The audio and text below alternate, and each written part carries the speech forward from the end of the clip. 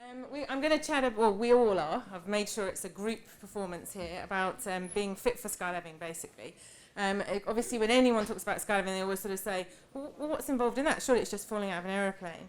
But clearly, as most of us know, it's really not that. This is Team NFTO. We've had an incredible year. We've reached all our goals of 2018.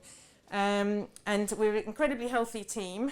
If I go through the kind of jobs and stuff that we do, apart from the girls drinking cider. Anna is a doctor, Sian is a professional skydiver, we've got Simon who's the creative one, catches all the amazing photos and is a website designer. I'm a sports therapist, Kath is a dietitian, and Kate is a physiotherapist. So we should really know a little bit about keeping fit and healthy. When we talked about it, skydiving is obviously a very unusual sport, and there's several different facets of it. So we have discussed and kind of broken it down into the following categories, which I've got, which we're all going to talk about in a little bit. I'm covering exercise fit, so that's the sort of physical side of the sport. Not a particularly flattering photograph. So I didn't get approval from the girls before I put them up. Very popular doing it in that hangar in Belgium. Yes. So why do you need to be fit?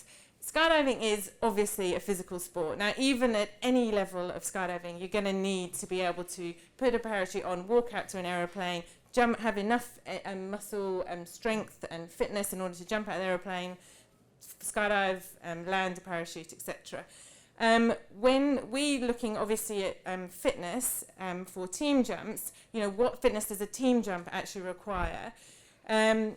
There's a huge amount of energy needed during the exit, so that's either strength for hanging onto the aeroplane, also, you know, anyone that's inside the plane, most of you know the doors are not necessarily huge, and you've got to have sort of four bodies squashed in there, ready like a coiled spring in order to jump out and present nicely to the wind. So that requires sort of flexibility to get into those interesting positions, and then energy and muscle to jump out.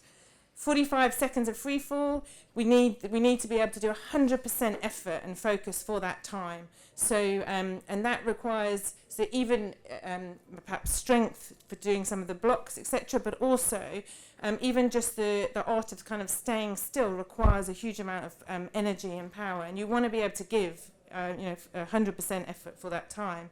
Obviously, then tracking, you've got the canopy, opening and flight. Sometimes that can be a little bit stressful, trying to get back to the drop zone. And then obviously the landing, you know, you're having to run the landing so that, you know, we need to be able to do that.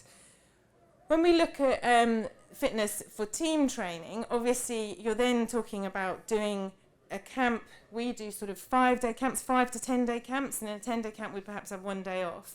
So in that situation, you need to do 12 to 14 jumps a day, which is kind of using endurance, basically, and then, you know, going through all the energies and stuff I've talked about earlier. And then obviously you've got to look at the conditions you're jumping in, different drop zones, different aircraft, and the weather. We had a brilliant example of really having to dig deep when we did a training camp in Flanders in Belgium in the summer. You know, we thought the weather would be terrible because obviously it's Belgium, and it was the hottest week ever, I think, in the whole of Europe. And basically, when we had to, when the wind was in a particular direction, we basically had a sort of 12 to 15 minute walk, I would suggest, to get to the boarding point. So this is 40 degrees heat, black jumpsuits, rigs on, and by the time you're absolutely shattered, and then you're thinking, oh man, I've got to get into the plane and now do a skydive. So obviously, fitness is good for that. And then your training conditions, wherever you're training, you're going to be sleeping in different beds, in different rooms, eating different things.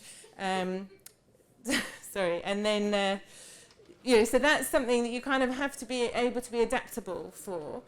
The other really important thing about being fit and strong is for injury prevention and management. The chances are during a training camp you're going to pick up some kind of muscle niggle or, you know, problem, and it could be an injury if you've had a broken bone or something from a while ago, you know, that you've now got to try and protect that area. So you've got to make sure that you do quite a lot of work around that. And then another form, obviously, of fitness for training, why you do need to be fit, is tunnel training, which Sian's going to touch on in a minute. obviously, if you're a full-time skydiving team, you kind of do get a bit fit on the job, and then it's just a question of maintaining your fitness as you go along. For a team like us, who've kind of got full-time jobs as well, it's part-time jumping, which then means when you get to that training camp, you have to be 100% ready. So that really does require getting out and doing, making sure that you're fit and healthy and strong before a camp. NFTO exercise programs. I've got a little video. I'll show you a little bit of some of the exercise that we do. I myself do between 1 and 2 hours of exercise every day. And I really feel I need to do that to maintain a level of fitness. For the endurance part of it, I think all of us do quite a bit of cardio, which can be running, cycling, rowing. I mean, HIIT is actually a brilliant thing because it's that sort of high energy exercise for 30 seconds or whatever it is, which is very similar to the sort of skydive. For strength, we do obviously weights, push-ups, pull-ups, rock climbing. You saw Kath demonstrating a minute ago. And then flexibility and core. Having a really strong core is so important for skydiving, and then also, during the skydive, but also for sort of injury prevention, particularly backs, etc. So Pilates and yoga are very good for flexibility and core. Then also, this is quite humorous, sorry.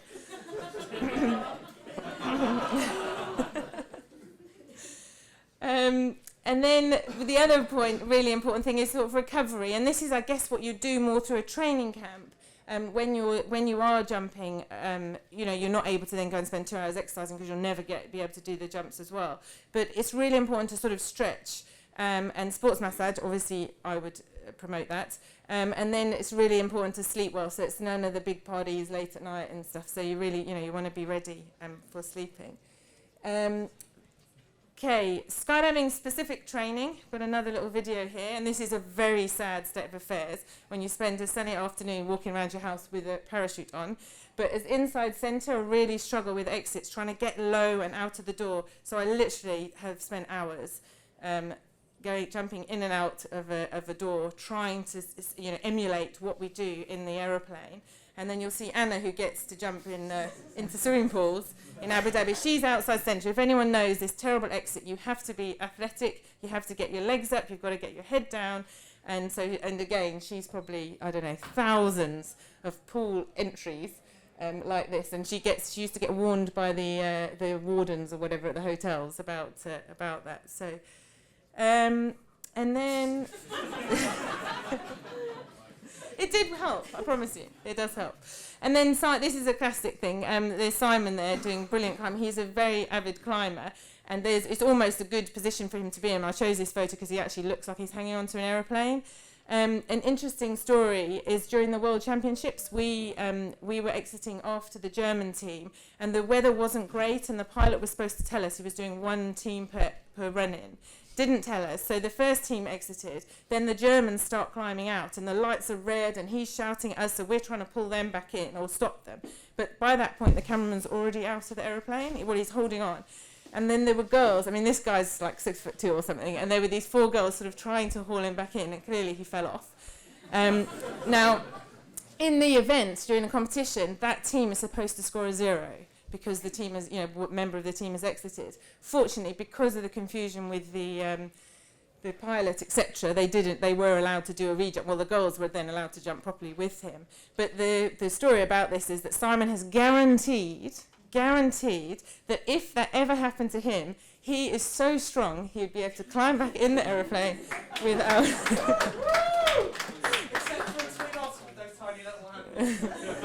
But anyway, I mean, that's a funny story, but the point is that the strength that you need for climbing is really good for holding on to the outside of an aeroplane. Okay, that's me sort of finished. I'm going to pass over to Kath to talk. Okay, so I've been given 8 minutes flat. There you go. So I'm a dietitian by day, so I'm kind of used to dealing with acutely unwell adults, not people who are in the prime of skydiving fitness like you guys. So I'm going to try and bring you some of the research that I was lucky enough to listen to when I was at a nutritional conference last year. So I'm kind of assuming a bit of a basic knowledge of healthy eating, but if any of you do want more information on that, feel free to grab me afterwards and I can perhaps give you more information on that, whereas this will be more of a perhaps scientific look at it, I don't know. Oh, and that's me. So loads of things contribute to athletic fitness and being able to perform at your best. Most important is genetics. I cannot help you with that. You will need to take that up with your parents. Obviously, Vana's gone through some of the training that we need to do and the reasons why it's important. And it is really useful that the way we exercise and the conditions in which we do it can actually help to remodel cellular pathways to make you more strong, more fit, and help you to really exercise at your strongest. And the way we eat and our nutrition can have the same effect. So I'm going to kind of bypass the weight bit, talk a bit more about carbohydrates and proteins, because in terms of nutrition, they are what a lot of the research is about at the moment. So I'm going to just talk a bit about that. But if there, as I say, any other information that you want specifically, I can always try and find that out for you. So feel free to grab me. I'll be at the bar. Obviously, socioeconomic factors impact on our ability to train, but we all know how expensive skydiving is, so I am going to move swiftly on and not even pretend that that exists. So weight maintenance, obviously we know how important it is. It's important for skydivers in terms of maintaining fall rates, important in being able to match our fall rates to each other. All sorts of sports rely on it, but it's so massive, it's such a huge subject, it's so multifactorial. I'm not really going to go into it other than to just say that we're in a constant state of energy flux. So once you've just eaten, you're going to be in a state of positive energy balance. When you've just exercised, hopefully you're in a negative state of energy balance, and it's the average accumulation of that over a matter of hours, days, weeks, months that contributes to our weight maintenance. Healthy, fit adults at rest will be burning the same number of calories as an elite athlete, but it's the fact that they're so much more active during a day-to-day basis that means that they're burning more calories. Carbohydrates get quite a bad press, I think. I think a lot of people are focused towards a low carbohydrate diet, but actually they are really important in renewing the energy stores in our cells. So carbohydrates are stored as glycogen, and that's what your body relies on to utilise for the muscles that Vana was talking about using when we're doing things like powering away from the plane on exits or performing a quick move. That's using carbohydrates to a greater extent than the kinds of muscles that we're using for sustained periods of exercise, for example, running a marathon. But the trick to using them is perhaps more the timing to when we're ingesting them. So carbohydrate loading is the process of eating more carbs. I love carb loading. I do it on a daily basis. Eating more carbs before an event, which restores those stores of carbohydrate in your muscles and means that when you're utilising those powerful muscles for powering away from the plane, for example, you've got the most energy stores in your cells for doing that. The research that I was listening to at that conference was suggesting that although traditionally we've been doing that over a longer period of time, say 5 days before an event, actually there's no benefit to doing that over and above having just this 8 to 12 grams per kilo over a matter of just 36 to 48 hours before an event. That's particularly useful if you're doing it in combination with low carbohydrate training. So you might have heard the phrase train low, compete high. It means that your muscles are adapting to a state of having reduced energy provision during your training, so that when you do provide them with that energy, they're in an even better state to utilise it during an event. We could do that by just having a consistently low level of carbohydrate intake during the actual training, or you could exercise twice a day, so exercise once in the morning after a big carb load, and then exercise again later in the day without really replenishing your stores in between. Trouble is that your body actually gets used to sort of training without very much carbohydrate, and then when you introduce it, it can cause some quite nasty stomach upsets, which you definitely don't want in the middle of an event at 12,000 feet. It's not good for anyone in the plane. So a potentially good way of getting around that is with a carbohydrate mouth rinse. Hello. It works with any kind of carbohydrate, and by just rinsing it around your mouth and spitting it out, it means that it's activating all the same pathways in your brain as actually eating carbohydrate, but because you don't use your GI tract, you're not getting any of the associated stomach upsets. So it's a bit of a cheat, but it has been proven that it works just as well as eating it. I'm going to move on to proteins. I realise I'm talking at 100 miles an hour, but I got the... So current recommendations are 1.2 to 2 grams per kilo of body weight per day. As Vana mentioned, we use muscles for protein for all sorts of things with muscles. It's really important for powering away from the plane. Protein is really important for growth and repair, important for increased muscle mass, important for repairing those muscles and recovering after exercise, and all sorts of other mechanisms within the body. The best protein source is whey. We get that from milk, so it's available in dairy. Casein is also available in dairy. If you look at protein shakes and things, they'll also usually list those kinds of proteins within them. Whilst casein and soy proteins are less beneficial for increasing muscle mass, there is a place for them. So whereas whey protein is really good for building increased muscle mass, the casein will help to prevent breakdown. So you have the whey to increase the muscle and the casein to help with recovery, to prevent breakdown so that those gains are maintained. For most of us in the West, we have quite enough protein in our diet anyway. We have a very protein-rich diet. So generally, for most of the population, we don't need protein shakes and things like that. However, particularly if someone's doing this train low, compete high kind of thing, you can see with a comparison of a protein shake and a pint of milk, they're actually getting far less carbohydrate and about half the calories in a protein shake compared to milk. So they do have a place if you're going for that sort of competition mentality.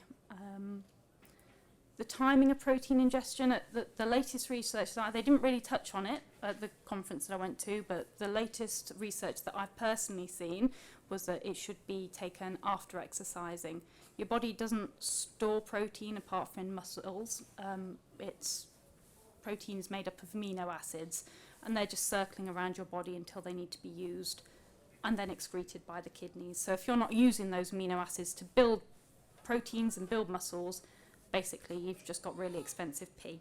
So the latest thing that I saw was that you should have proteins after exercising, but they are always updating these things. So as I say, it's not my area of expertise. They might have updated the recommendations since then. I'm not going to talk about supplements. I'm just going to list them. They're really interesting. There's loads of research going on into them at the moment, but it's just not my area of expertise. So I'm not going to try and BS my way through it. But if there's anything on there that you've heard of and you want more information on, or you think that something will be beneficial to you, then feel free to ask me later and I can see if I can find out some information or talk to somebody who does know. The bottom line from the end of this section, in my professional opinion as a dietitian and from my specialist interest in skydiving and nutrition as a whole, is that a balanced diet is very much a cake in each hand. I'm going to hand over now. Thanks, Brilliant, and Kath does eat a lot of cake. Now we're just going to talk about MindFit. Now obviously we wanted to make sure the whole team was involved here, so I've managed to persuade Anna to send a video from Afghanistan. Hi, BPA the Expo. Hope all's well in Nottingham. Hope you're having a great day. And I hope you're going to have a great night as well for those who are staying over. For those that don't know me, I am Anna Hicks. I'm outside centre for NFTO, and I'm also a doctor, an army GP. And unfortunately I'm not with you guys today because I'm actually having to do some proper work for once, not just skydiving, and I'm actually in some away performance where there's unfortunately zero chance of any skydiving or any wind tunnel. So the best I've got is the BPA calendar instead. That's what I've got. So I'm going to add my sort of 10 pence worth on the sort of the mental side of skydiving. So obviously you're probably aware that NFTO have got big aims. So what can we do then if we're at big aims, but then actually the team is kind of separated for a significant length of time, especially if you yourself, you're not having the opportunity to jump or train or wind tunnel even for several months. What are the things that can be done to make sure that you can perform your absolute best when you do get back to team training and team jumping? Well, Vana, of course, has already spoke about the physical fitness side. So I've been thrashing myself in the gym, making sure that I can be as fit as possible to get back in the tunnel with the girls as soon as I'm back in the UK. Also, Kath has talked about the diet and dietary things, and so I've been following her advice, making sure that I'm eating well, eating clean, and keeping my weight down so I can be as agile as possible when I get back. But also, a huge bit, I'm sure you're aware, is mental fitness. To keeping your brain as mentally ready as possible as you can for skydiving, so that when you do go back into skydiving or wind tunnel training or competition, that everything comes as naturally as possible. One of the main things that you can do when you're not around, or not with your team, or not with your teammates, or not training, is obviously visualization. Now, visualization can come in different ways. Some people like to imagine that they are in free fall and and doing moves as if they are in their own mind's eye. Some people like to think they're watching from above and visualize how the whole formations are happening. And some people like to do this sitting, some people lying.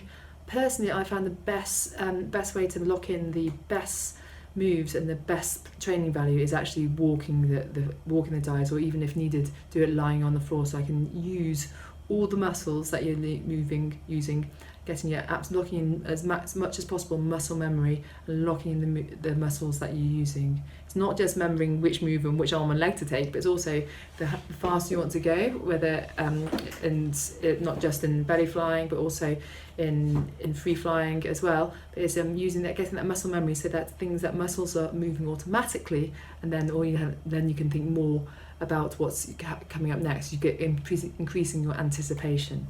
The idea of visualizing is so that you can actually try and work towards making things as automatic as possible, and that getting the correct moves as automatic as possible. Quality is really important in visualizing. You can visualize really quickly, really fast moves, but unless you're locking in mentally the images that you need to see and the moves that you need to see, then you might not get the same benefit unless you actually slow down your moves, so that you can actually really lock in the moves. So, for example, my visualizing sort of program generally, I try to get at least 5 days a week doing at least 10 minutes of visualizing, and that's generally walking visualizing, unless I'm somewhere where I can't walk. So if I'm stuck on a plane or stuck in a public place, I won't dance around the room. However, if in the privacy of my office or in the privacy of accommodation where there's no one else watching, then I will be dancing around the room like an idiot, but creating those moves, creating the muscle memory, so that I can visualize, and so that whenever I'm doing blocks or random moves, that when I get back to the UK with the team, it's coming automatically. It's all about keeping the brain active, keeping my brain firing, and anticipating moves, anticipating limb input, so that when it comes to flying, this is going to become second nature. If I could have just gone cold turkey and just done no visualising practice whilst I'm away, but if I do that, I'll get the sack from the team pretty darn quick, I think, because I definitely wouldn't be up to standard. And by hammering myself, having the discipline to visualise, it's going to really make the difference for enjoying the team, having not had the chance to train with the girls whilst over the last few months. And a really fine example of real quality use of visualising is Dan BC. So a lot of you, I'm sure, have probably read his book, Above All Else. And he was involved in a terrible plane crash, and when he was team training, several of his teammates died, I think, which is pretty terrible. And he broke his neck, stuck in a terrible neck support cage for several months. But he was determined that he'd come back stronger and faster. And every day he was visualising his moves, and he came back from injury within several months. The team had won the US Nationals, and then they went on rapidly to become world champions.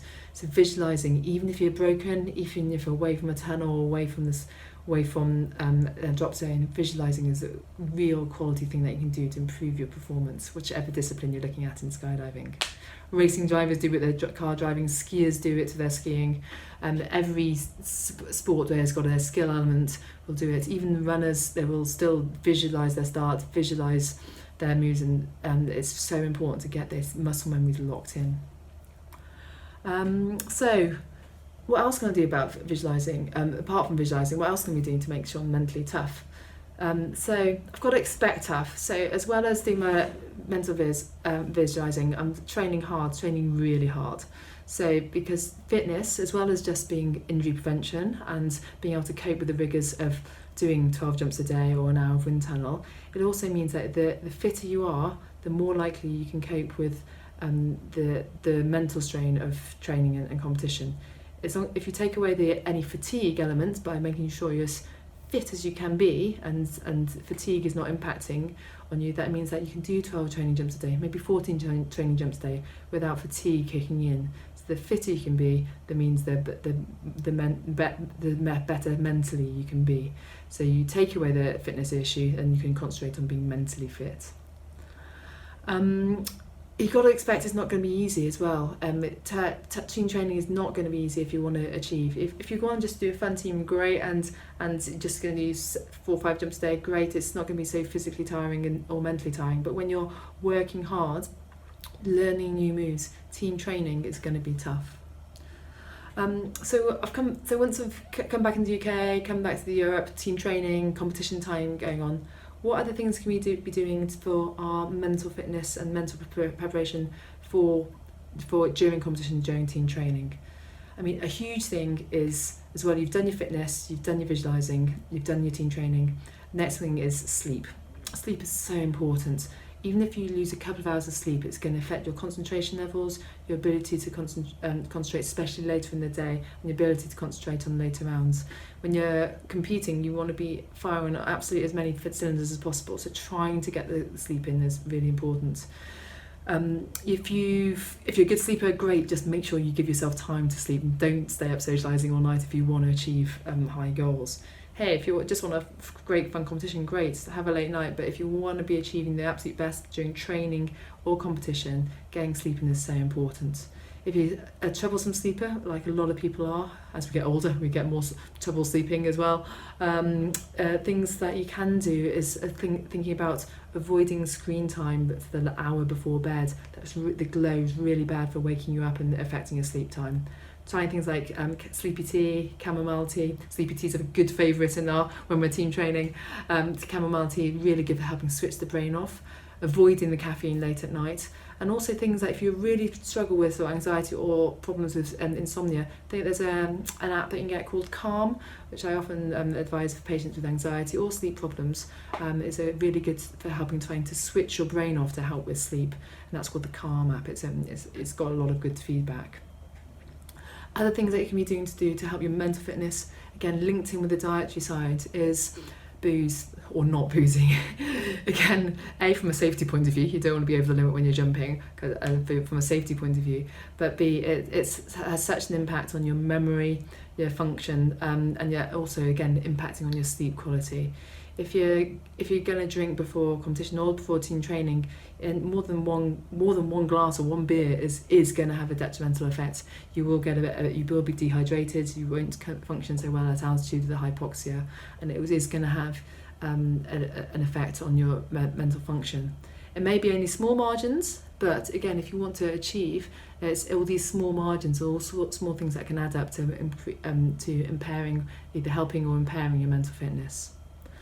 And also nutrition, linked into what Kath's been talking about. It's so important that you're properly having proper nutrition from a mental function point of view when you're training and competing. Making sure you've got enough carbohydrate and calories and protein, so that your brain has got enough fuel so that it can work properly. Your brain's a huge organ that needs the correct amount of fuel. If you're not getting your energy levels in, or if you're having lots of simple sugars and your sugar levels going up and down, then you'll notice a big effect on your mental function as well. As Kath as we talked about, carbohydrates that and give you a steady release carbohydrate is going and that give your brain the energy to keep functioning throughout the day when your competition is really important. Also, fluids and electrolytes are so important. If you're dehydrated, so if you're working hard on a long training day or in a competition in a hot day, fluids are so important. If you're not weeing every couple of hours and relatively clear wee, then something's going wrong. You need to drink more. But also, if you're in a training in a hot environment and sweating lots, you need to remember about the electrolytes as well. When I mean electrolytes, it's basically the salt that you're losing when you're sweating, you need to replace. If you're doing 12, 14 jumps a day, you will lose, in this hot environment, you will lose too much salt, and that can also affect your mental functioning if you're not getting enough salt. So do have a serious think about using electrolytes. We always have stacks of electrolytes stacked up when we're team training. So it's important not just the water, but making sure you've got enough salt with you as well. And then moving on, other things, a lot of people can suffer from feeling under pressure to perform, getting anxious, and performance anxiety affecting them. And this is a real common problem, especially in your earlier days of competition, but also when you get to a big competition, you care really hard, you've cared so much, you've put so much time and money and effort into the last year or two of training, and then you come to competition and you want to perform your best, but then the nerves overcome things and you find that you're not performing as well as you want to be. What can you do about that? Well, if you find that you're an overthinker, feel the nerves getting too much for you, there's various things. Breathing is a real important thing. Breathing, concentrating on your breathing. Breathing slow, controlled breathing can really make a difference. If as the adrenaline, especially for a competition jump, combined with the adrenaline of am I going to die because I'm going into free fall, if your heart rate will naturally go up. But if you can try and work on controlling and slow, controlled breathing, that can have a real positive effect on your stimulation levels, on your adrenaline levels, and to really help calm the brain down. But also trying to enjoy the journey, and not just think about the goal at the end. Enjoy the journey and just let go. Don't care less when you're in competition. Think about enjoying the training, the quality of the training, enjoy the people that you're spending the time with, the quality of the coaches hopefully that are working with, enjoy the experience of learning. And when it comes to competition, just think, it's okay, let go. It's been a great experience getting here, let's now enjoy it. A wise lady named Claire Sparky Scott once told me when she was coaching me several years ago, was just sometimes you've just got to think, excuse my French, fuck it, and just think it's okay. I've done the work, now let's just enjoy the jump and do the best. If you care less, often you can perform better if you when you get to a competition jump and say, right, I'm focused, but it's not the end of the world if this goes wrong, it's not curing cancer, just enjoy the jump.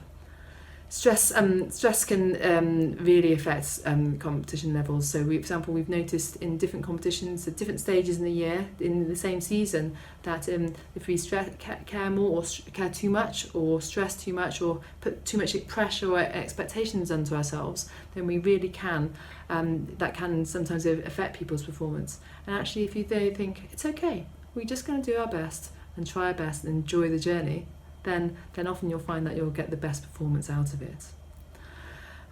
So enjoy the journey, look after yourself, look after your body, look after your mind, but also stop dreaming, start doing, enjoy.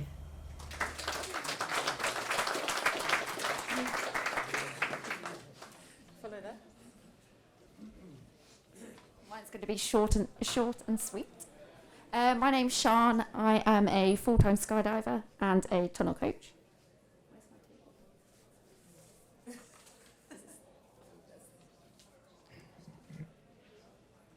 So a lot of mine has already been covered by Vana and also by Anna, so I'm just going to briefly talk about the tunnel. We use the tunnel for a couple of different reasons. We use it as a simulator for outdoor. We also use it well within its own right as indoor skydiving and competition. It's beneficial for four-way training. I'm just going to get my notes.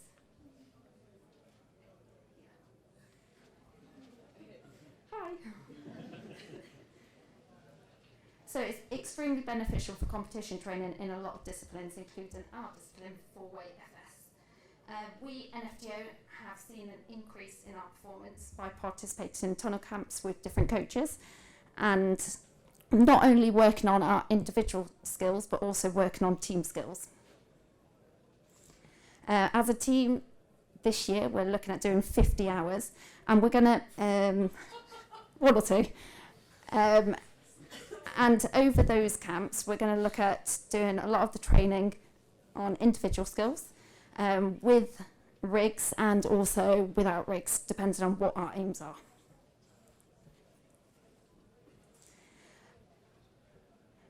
Tunnel flying is the only exercise that fully simulates freefall. It uses all the same muscle groups, plus it's a great cardio work as well. We need to prep for the fitness, so stretching before your tunnel session will reduce any chance of injury, which Kate's going to cover in a few minutes. Remember to do an overall stretch, just because then you're not going to miss any muscles. Before tunnel, it's a good idea to build upper strength, flexibility and core strength as well. Tunnel time's expensive, so you don't want to be halfway through your session looking at the clock, waiting for the lights to flash. There are a number of ways of building core and upper strength, including doing yoga, free weights, and also a lot of push-ups and pull-ups. I would suggest seeing a personal trainer to personalise a programme for all of your needs. If you're flying with rigs on, which we intend to do 10 to 20 hours with this, it is far more tiring. So you need to think about the strength that's needed for that and the stamina. So doing shorter sessions, but working on the speed with that. Once you've done all of the flying, it's a good idea to look at stretching afterwards to do a cool down. If you're able to fly throughout the day rather than cramming into an evening, then you're going to find that you get a lot more prep time for your visualising, and also you can have a look at resting throughout as well. I would recommend, if you're doing an hour throughout the day, if you're able to split it up into 10 to 15 minute sessions, and within those sessions flying for 1 minute 30 to 1 minute 40, that gives you enough time to recover in between as well. Remember, tunnel flying is actually meant to be fun, so we're talking about keeping fit and keeping physically fit, visualising, but enjoy. That's all.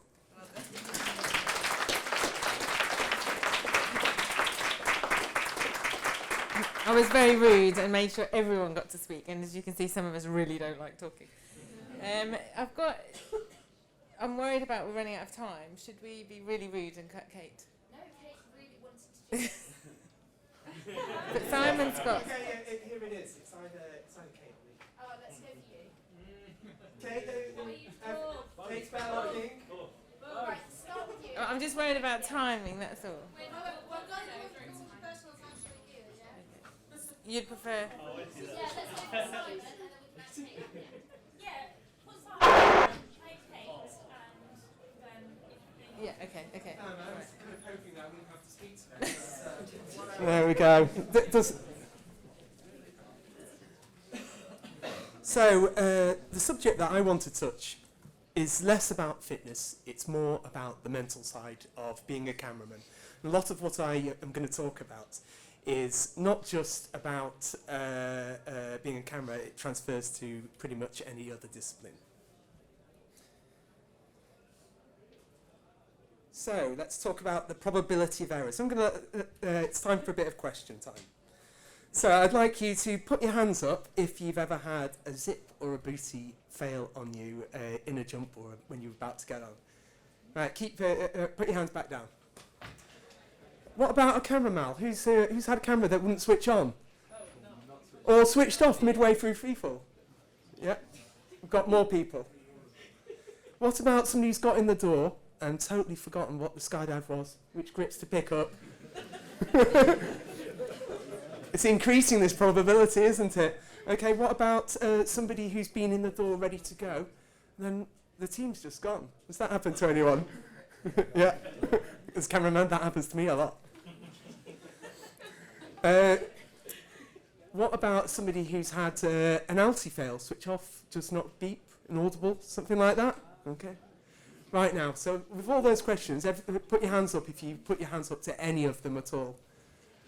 Right, I would say we've got about 3/4. So what does that say about the world of camera training? It says that the unexpected, the stuff that you're not likely to normally see, eventually, if you stay in the sport long enough, is going to get you. And so as part of that, what I do as a job, as a cameraman, is I train for all those small problems. And when I train for them and prepare for them, when they eventually hit, they don't faze me, they don't take my concentration away, and they don't rob me of a chance to film the girls. So these problems, I think we can describe them in 3 different ways. Equipment problems, exit problems, and freefall problems. And I'm going to quickly, briefly describe those 3 different areas. So, equipment problems. At the beginning of each season, I've been doing this for, I'd say, a good 10 years. Usually on the first camp, I like to train a series of drills to remind myself and to restore my, what I call a saved reaction to problems and issues that might happen. And these are the skydives that I do. And usually I don't tell the girls that I'm doing it either. So just before exit, I'll leave a wing off. Sometimes I'll leave both wings off. You may ask, why do that? Well, camera wings, they flap around like crazy. Take a booty off. Put your hand up. Actually, I should have asked this before. Who's had a booty come off in free fall? Yeah, actually about half. Right, so Vana briefly talked about the German cameraman who fell off the airplane. I wasn't going to mention that he was the German cameraman, but never mind. He fell off. But one of the things that you can do to mitigate this, all you four-way jumpers who aren't camera people, because actually, how many camera people do we have actually here? So actually, much smaller proportion. So the rest of you can do is you can help your cameraman, and you can train for when that red light comes on and they have to be hauled back in. And so one of the great things to do is get outside centre, stand in the door, act as a windbreak. Then you get 2 of the others to reach down, grab the chest strap and help the cameraman back in. So it's a really worthwhile activity. The judge is totally within their rights in competition if the cameraman falls off or messes it up to not issue a re-jump, and that's your fault. And if you've really been training hard for it, 1 round really is the difference between podium position and not. This is something that's happened to me. I usually jump in competition with 3 video cameras. One's always set to stills and the other 2 are going to video. But if one of them fails, then I know the sequence on my head remotely to switch from from stills to video camera. Who's had goggles come off? Who's left the visor open? Yeah. Loads of us have done this. I'm also a base jumper, and for one of the things I really love doing is wingsuit base. And for the first 7 or 8 years, I didn't wear goggles or anything, or even glasses. The reason being was that I didn't want to have them misting up on me. And what I've learned from that is you can do a skydive 120 miles an hour perfectly fine just with your eyes half open and capture everything. It does not need to ruin your skydive, distract you and take away from your performance. Then there's the problems that you can't train for. This was round 2 or 3 of the World Championships. I snapped 2 of my GoPro clips. One of them you can see has, the far one, has a slightly longer leg and it managed to hold in place during the jump, but the other one was too badly damaged, so I held it off. Now the important bit as a cameraman is that I am trying to let the girls stay in their world and I want to stay in my world. And so I kept it quiet, kept it a secret, didn't make a flap. And that's how you, with the unexpected, that's how you enable both kind of separate teams, even though you're one, to work well. Moving on to exit problems. Is there anybody here who hasn't missed an exit count? Right, thought so. So, one of the things that I have to do as part of my, what I mentioned before, is called saved reactions. So when the team messes an exit up, and I'm going to start playing this now. Thank you. The girls won't thank me for it. One of the things that I have to do is called the saved reaction. It's when the girls mess an exit up, and they accelerate in the blink of an eye. They will accelerate in the blink of an eye. Now, it's my job to make sure I'm still over the top of them.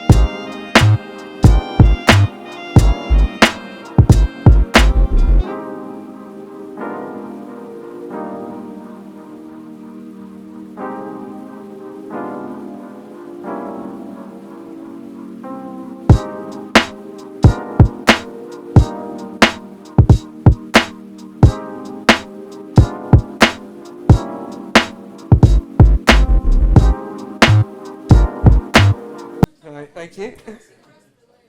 Later on, maybe. So we've already discussed the exit problems. Red light goes on. What do you do? Could you hold on for an entire cycle? Well, that's going to be a tricky one to do. I know Vana's just made me make a guarantee. Could I hold on for an entire cycle? Well, I don't. Well, yes, with your help, Vana. Different aircraft types. I think it's fair to say that most teams train at their home DZ or at some European DZ, and then when it comes to competition, they're presented with a new airplane, new door width, single engine, double engine, different camera step positions from my point of view. They make a huge difference in what you do. If you have to go from a Dornier, which is relatively soft, mushy air, to a King Air, which they have at Dunk as well, the difference is huge. It can really tear a team apart when they have to exit. So, when I went to the World Championships this year, I was told that all the airplanes were configured the same. No, it's not the case at all. From the point of view of a cameraman, each camera step, if it can vary just a few inches, makes a massive difference to how close you are to the team, where they're going to be, what their timing is, and what I can see when they're giving a count, when they're all bunched tightly in the door. And this is an example. This is all the same airplane type. But you can notice here that all the camera steps are entirely different. And in fact, this one here was the one that we jumped at the World Championships. And what I'd been used to was the one on the bottom left. And the difference was that I found myself a foot closer. A foot closer to the team means a lot less air to work with, a much higher chance of piling through the team. Fortunately, I didn't do that. Free fall problems. So, I would say that my strength has been my free fall. I very, very rarely bust a point. But when I was in the World Championships, it seemed that the judges were having a bit of a... Are there any judges here tonight?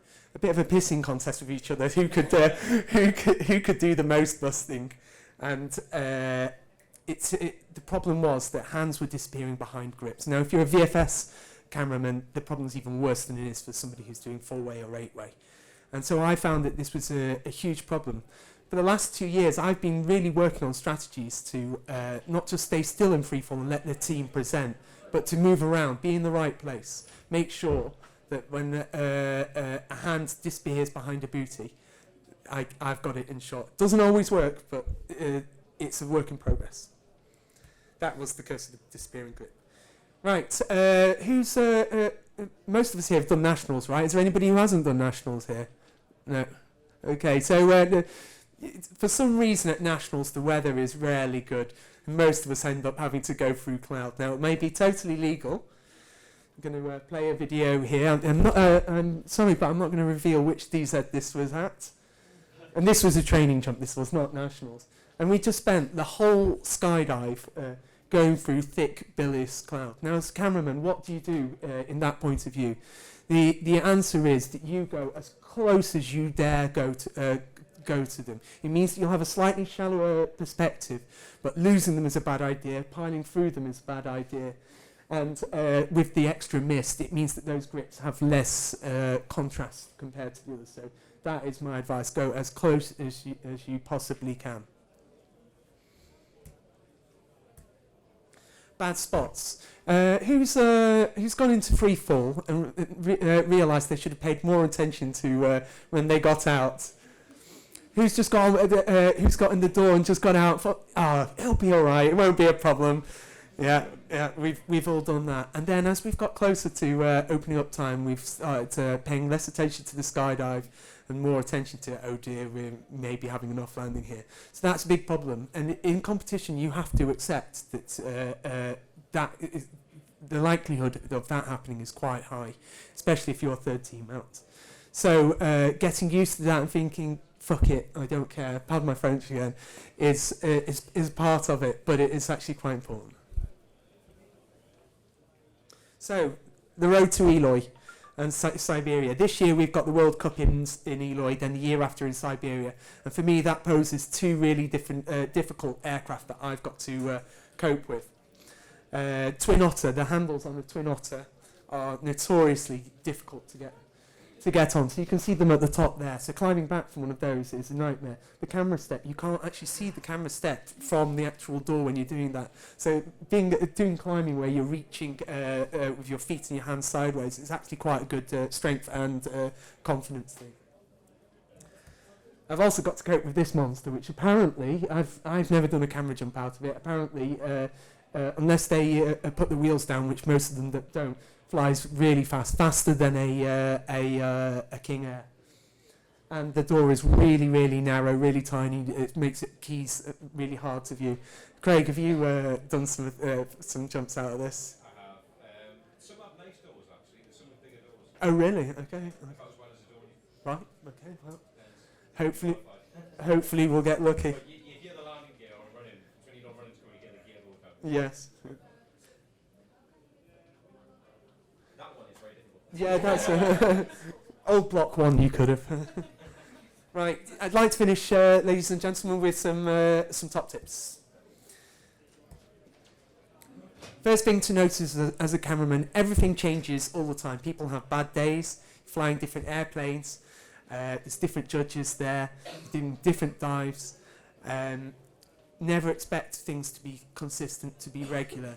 Always expect things to be different, to be forced to think about what you've got ahead, round by round in competition. Performance is fragile. Again, that comes from people having a bad day, but you as a cameraman may have a bad day, and sometimes I do, and you have to accept that and not allow that to carry on into the next day so that you maximise performance.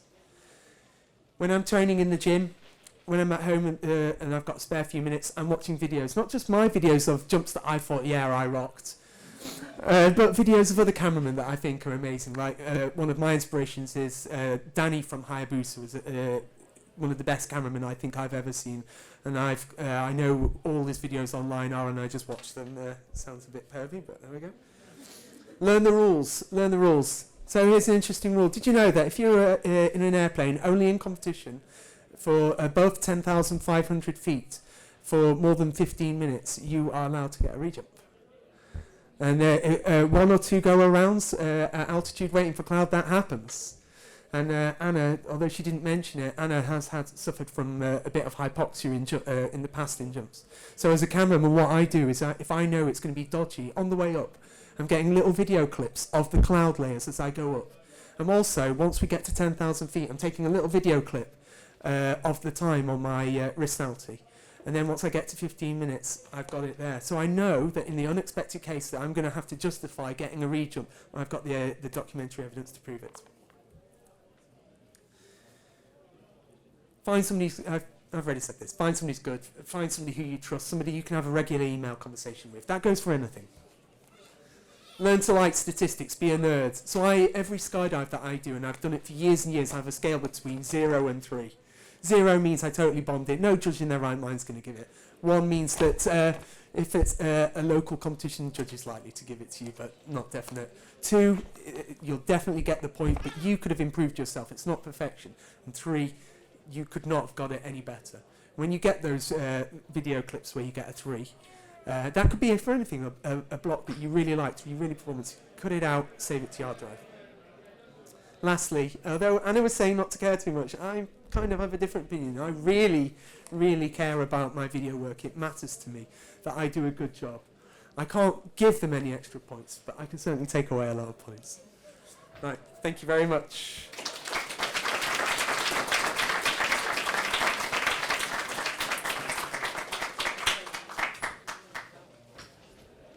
We have seriously overrun, so I don't know if there's any questions, but I know that you're probably rushing to the next talks and things. So. Sorry about that, guys. But thank you very much for listening. If you've got any comments, please come and speak to us.